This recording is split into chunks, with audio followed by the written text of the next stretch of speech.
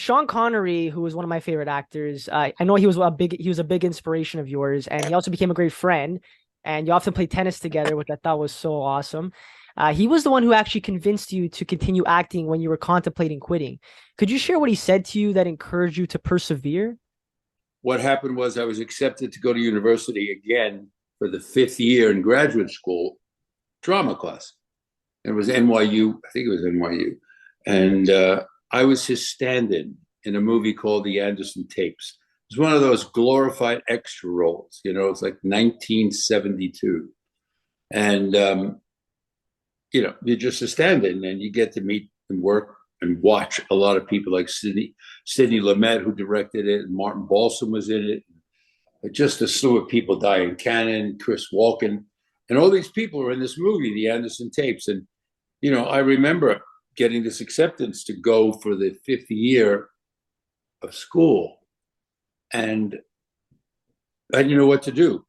And I remember him standing on the street, and I just walked up to him and I said, what's what would you do in this? Would you continue education, or would you just go out there and, grab your portfolio and beat the streets and take a gamble on your life, and try to make money as an artist?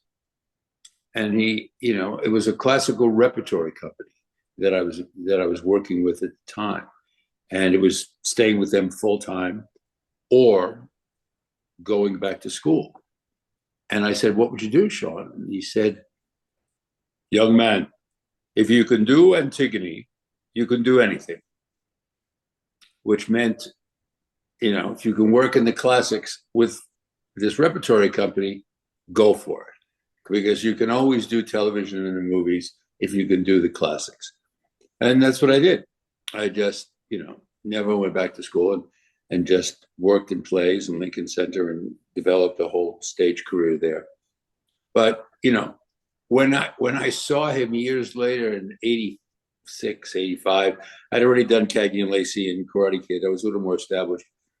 And I said, "Sean, do you remember me?" And he was playing tennis down the street from Fox on Motor, I think. And I said, "Do you remember me, Sean? I was your stand-in." And he says, "No." And he didn't remember me. But it didn't matter. We played tennis and we got to be friends, and sent him a couple of scripts. And he was a lovely guy. I worked on the set of Hunt for the Red October. And Yep. it was great to see him there. And, he remembered me then. It was a couple of years later. And then we became just friends. And he was such an interesting guy, such a consummate actor, and just great. Who used to win those tennis matches? Well, he had a bad back, so we didn't play too often because golf was his game. So but I remember I won, because There you he wasn't go. good. He was really good in golf.